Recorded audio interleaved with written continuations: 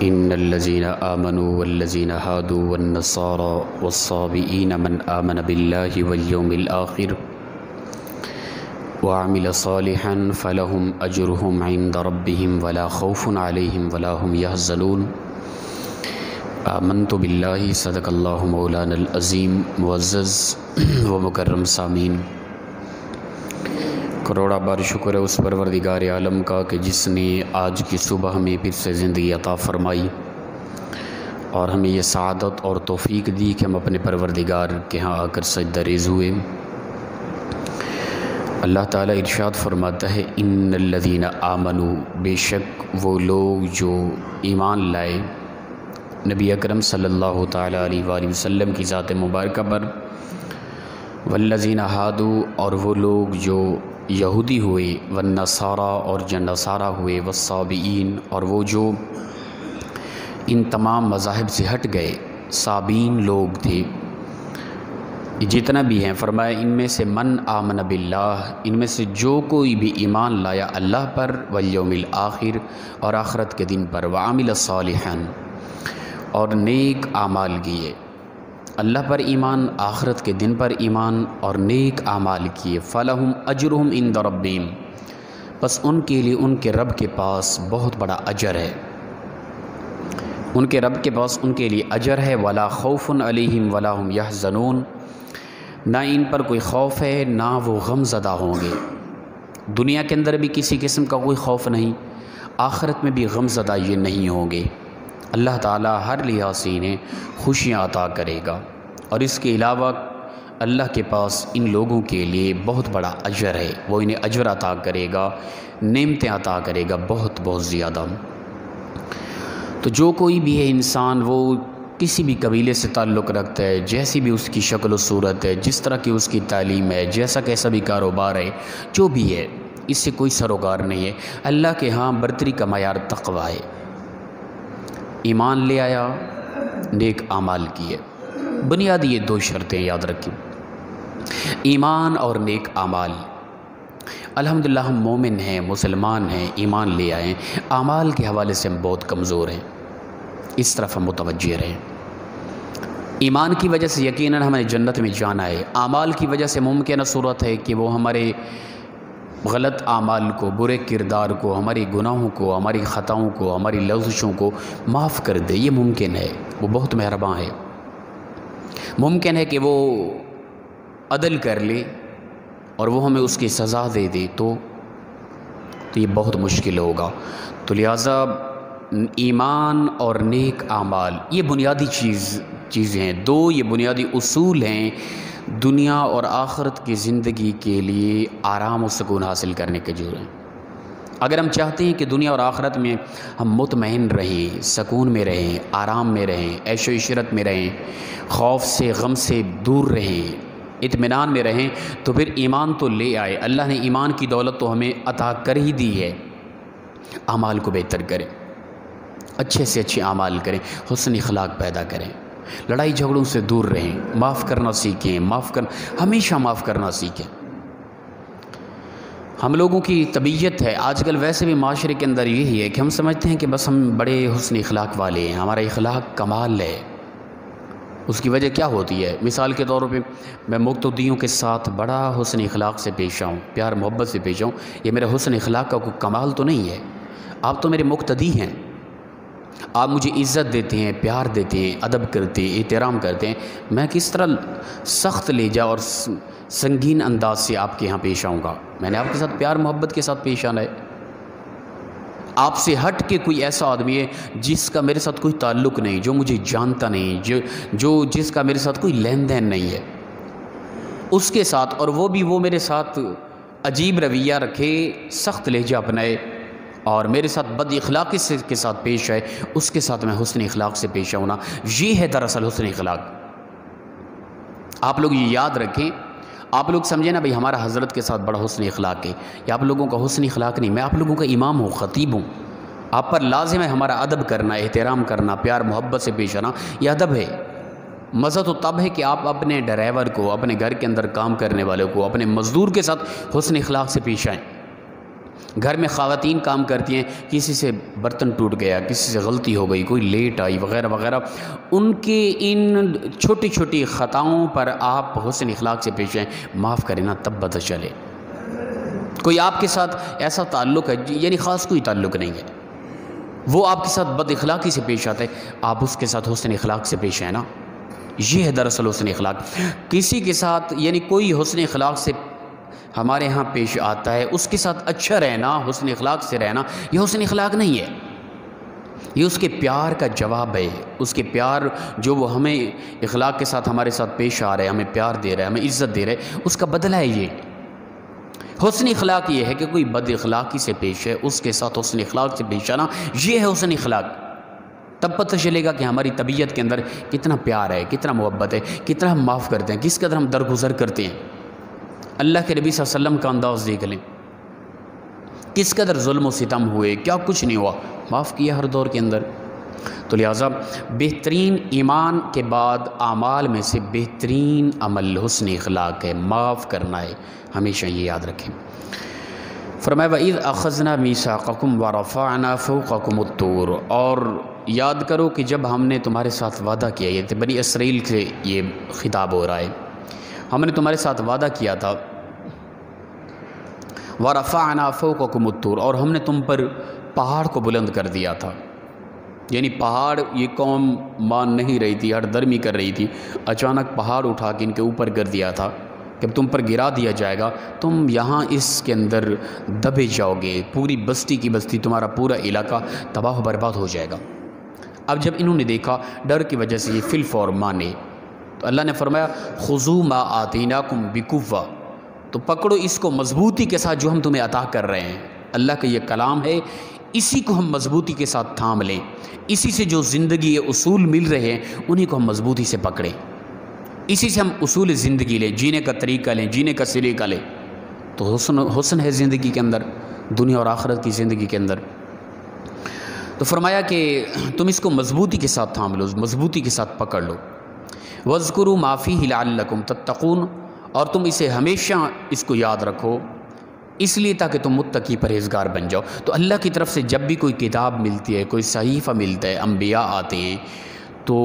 ان کے احکام کو، کتاب کو، صحیفے کو مضبوطی سے پکڑنا، اسے یاد رکھنا، یہ دراصل پرہیزگاری اور تقوی ہے، متقی ہونا ہے۔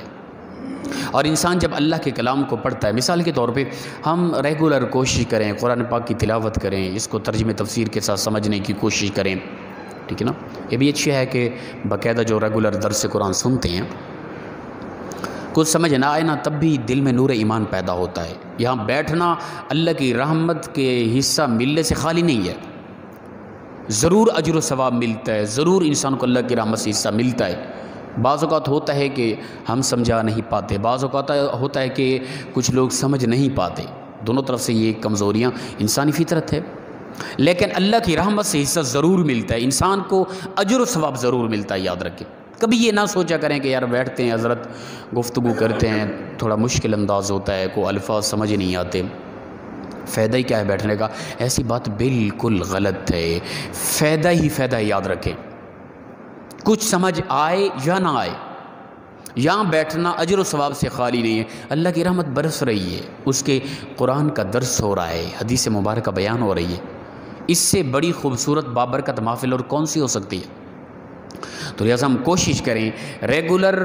باقاعدہ وقت نہیں ہے کہ قرآن اور حدیث یا ترجمہ تفسیر پڑھ سکیں، کم از کم ریگولر درس قرآن سنتے رہیں، یقیناً دلوں میں نور ایمان بھر جائے گا۔ تو اللہ فرماتا ہے کہ ہم نے تم پر جب پہاڑ کو اوپر تمہارے بلند کیا، پھر تمہیں ہم نے جو عطا کیا، ہم نے کہیں سے مضبوطی سے پکڑو اور اس کو یاد رکھے رہو،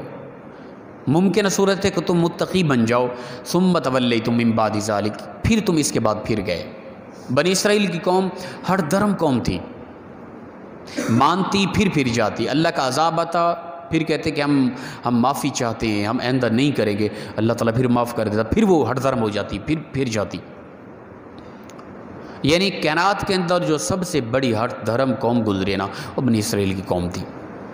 بہت کچھ دیکھنے کے باوجود پھر جاتی۔ اللہ فرماتا ہے فلولا فضل اللہ علیکم ورحمتہ لکنتم من الخاسرین، بس اگر نہ ہوتا اللہ کا فضل اور اس کی رحمت تم پر، بار بار جو تم پھر جاتے تھے نا، اللہ کی رحمت اور اس کا فضل نہ ہوتا تم پر، تو فرمایا کہ لَكُنْتُم مِّنَ الْخَاسِرِينَ، پھر تم یقیناً ہو جاتے خسارہ پانے والے لوگوں میں سے، نقصان اٹھاتے تم، اللہ کا عذاب بڑا تم پر نازل ہو جاتا۔ یہ اس کا فضل تھا، اس کی رحمت تھی، تم گناہ کرتے، خطا کرتے، تم پھر جاتے، اس کے احکام کی نافرمانی کرتے، تم لوٹ مار کرتے، شرارتیں کرتے، کچھ بھی کرتے نا، وہ پروردگار اس کی رحمت تھی، اس کا فضل تھا، وہ پھر بھی معاف کر دیتا۔ میں اور آپ اپنی ذات کو دیکھ لیں، ہم کس قدر اللہ کے احکام کے مطابق چلتے ہیں۔ اس نے ہمیں آنکھیں دی، کس لیے ہم کیا کر رہے ہیں؟ اس نے ہمیں زبان دی، کس لیے ہم اس کے ساتھ کیا کر رہے ہیں؟ اس نے ہمیں کان دیے، کس لیے ہم ان کے ساتھ کیا کر رہے ہیں؟ اس نے ہمیں ہاتھ دیے، کس لیے ہم ان کے ساتھ کیا کر رہے ہیں؟ پاؤں دیے، کس لیے ہم ان کے ساتھ کیا کریں؟ ہماری سماعت، ہماری بصارت، ہمارا چلنا، ہمارا پلنا، ہمارا اٹھنا، ہمارا بیٹھنا، ہمارا دیکھنا بالکل دین کے خلاف ہے، اسلام کے برعکس ہے۔ ہر وقت ہم عجیب طرح کی فلمیں، عجیب طرح کے ڈانس وغیرہ، عجیب طرح کے ٹی ویوں اور نیٹ کے ذریعے کیا کچھ دیکھتے ہیں، کانوں کے ذریعے کیا کچھ سنتے ہیں، میوزک وغیرہ، ہر وقت زبان کے ذریعے کس قدر ہمارے ہاں لغویات ہوتی ہے، گفتگو، بے فائدہ گفتگو ہوتی ہے جو دین کے بالکل برعکس ہے۔ ایسی گفتگو ہوتی ہے کہ وہ گفتگو ہماری عام ایک انسان سنجیدہ، مثال کے طور پہ آج صبح کا وقت ہے، آج سے شام تک آج کی میری اور آپ کی گفتگو، ارے کی بات نہیں کر رہا، اپنی طرح کی طبیعت کے لوگوں کی بات کر رہا ہوں، اچھے لوگ بھی ہیں، ہماری گفتگو کو ویڈیو کیا جائے اور ریکارڈنگ کی جائے ویڈیو، تو پھر کسی سنجیدہ آدمی کے ساتھ اس کو دکھایا جائے اور گفتگو سنائی جائے، یقیناً میں اور آپ یہ برداشت نہیں کریں گے، نہیں، کسی سنجیدہ پڑھا لکھا آدمی یا ہمارا کوئی سربراہ ہے، ہمارا ٹیچر ہے، ہمارا امام خطیب ہے، اس کے سامنے یہ ہماری گفتگو، کیونکہ اس میں کئی بیہودہ الفاظ ہوتے ہیں، فری مذاق ہوتی ہے، بے فائدہ گفتگو ہوتی ہے۔ ہمیں کسی سنجیدہ آدمی کے سامنے اپنی گفتگو، اپنا کردار، اپنا قول رکھنے سے اس قدر حیا آ رہی ہے، جب یہ ساری زندگی کی ساری گفتگو، سارا بولنا، سارا دیکھنا، سارا سننا، یہ مکمل زندگی کا ہر لمحہ اللہ کے سامنے پیش کیا جائے گا تو کیا بنے گا؟ تو لہٰذا اس وقت کے آنے سے پہلے اپنی زندگی میں حسن پیدا کریں، اپنی زندگی میں خوبصورتی پیدا کریں، اپنی زندگی کے اندر بہتری لائیں۔ تو اللہ فرماتا ہے کہ اگر اس کا فضل اور اس کی رحمت نہ ہوتی، آج بھی ہم پر اللہ کا فضل اور اللہ کی رحمت ہے کہ جس کی وجہ سے ہم لوگ خوشحال زندگی ہے، وہ ہمیں رزق بھی دے رہا ہے، سب کچھ دیکھنے کے باوجود وہ ہمیں معاف کر رہا ہے، ہمیں کچھ بھی نہیں کہہ رہا، اس لیے کہ اس کی رحمت ہے، اس کا فضل ہے، وہ معاف کر رہا ہے۔ یا ایھا الانسان ما غرک بربک الکریم، اے انسان کس چیز نے تجھے تیرے رب کریم کے بارے تمہیں دھوکے میں ڈالا؟ وہ تمہیں معاف کر رہا ہے، درگزر کر رہا ہے۔ کبھی تو وقت آئے گا کہ تیرے اندر سنجیدگی پیدا ہوگی، کبھی تو وقت آئے گا کہ تو اپنے آپ کو انسان محسوس کرے گا، کبھی تو وقت آئے گا کہ تو اپنے رب کی رحمتوں اور اس کے فضل اور اس کی نعمتوں کی طرف متوجہ ہوگا، اور تو تیرے اندر کچھ نور ایمان پیدا ہوگا، اور کبھی تو راہ راست پر آنے کی کوشش کرے گا نا۔ تو اللہ تعالیٰ اس لیے ڈھیل دے رہا ہے، وقت دے رہا ہے۔ فرمایا وَلَقَدْ عَلِمْتُمُ الَّذِينَ اعْتَدَوْا مِنْكُمْ فِي السَّبْتِ، اور یقیناً جان لو کہ تم وہ لوگ جنہوں نے ہفتے والے دن کے معاملے کے اندر وہ حد سے بڑھ گئے۔ بنی اسرائیل کی قوم پر ایک قانون لاگو ہوا کہ ہفتے والے دن تم نے کوئی کام کاج نہیں کرنا، شکار کرنا، آفس جانا، ڈپٹیوں پہ جانا، مزدوریاں کرنا منع کر دیا گیا ہفتے والے دن، اور خاص طور پہ شکار کرنا منع کر دیا گیا۔ اور یہ لوگ ایک دریا کے کنارے پر رہتے تھے، انہیں منع کر دیا گیا مچھلی کا شکار ہفتے والے دن تم نے نہیں کرنا۔ جب انہیں منع کر دیا گیا تو یہ لوگ حد سے بڑھ گئے، انہوں نے مختلف ہیلے اپنا کر شکار کیا۔ مثال کے طور پہ ہفتے والے دن مچھلیوں کو علم تھا کہ اللہ تعالیٰ کی طرف سے منع ہے اور یہ لوگ ہمارا شکار نہیں کریں گے، مچھلیاں چھوٹے چھوٹے پانی میں آ کے کھیلتی رہتی تھی ہفتے والے دن۔ ان لوگوں نے ہیلا یہ کیا کہ وہاں سے چھوٹی چھوٹی نالیاں بنا کر آگے بڑے بڑے کنویں بنا لیے، مچھلیاں کھیلتی ہوئی جب ان میں آتی بند ہو جاتی، اتوار والے دن یہ پکڑ لیتے۔ دراصل ان کی گرفت میں تو ہفتے والے دن آ گئی نا، پکڑی گئی، یہ ہیلا اپناتے۔ ہمارے ہاں بھی کچھ ہیلے کے طور پہ کام ہو رہا ہوتا ہے، نہیں حضرت یہ سود نہیں ہے، یہ اس طرح ہے، یہ اس طرح ہے، یہ اس طرح ہے۔ کمال ہے یار، ایک سود کھانا ہے، ایک حرام کھانا ہے، پھر ہیلے بنانے ہیں، فلاں باتیں بنانی ہیں۔ پروردگار فرماتے ہیں جو سود ہے نا وہ سود ہے۔ کئی لوگ آئے باس ہم نے سمجھا بھائی حضرت یہ سود ہے، نہ کریں ایسا، نہیں یہ سود نہیں بنتا، یاد رکھیں لین دین کے اندر جو مماثلت رکھتی ہیں دو چیزیں، آپ نے کسی کو دی 10 سال بعد بھی واپس لی، تھوڑا سا بھی اسی کی مثل وہی چیز ہو، تھوڑی سی زیادہ ہے وہ سود ہے،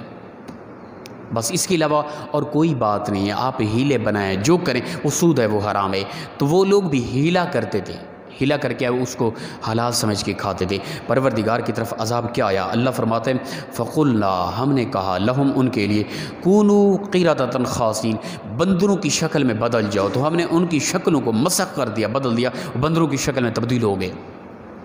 وہ پوری کی پوری قوم بندر کی شکل میں تبدیل ہو گئی، نیچے جو ڈھانچہ تھا وہ انسان کا تھا، چہرہ بندر کا ہو گیا۔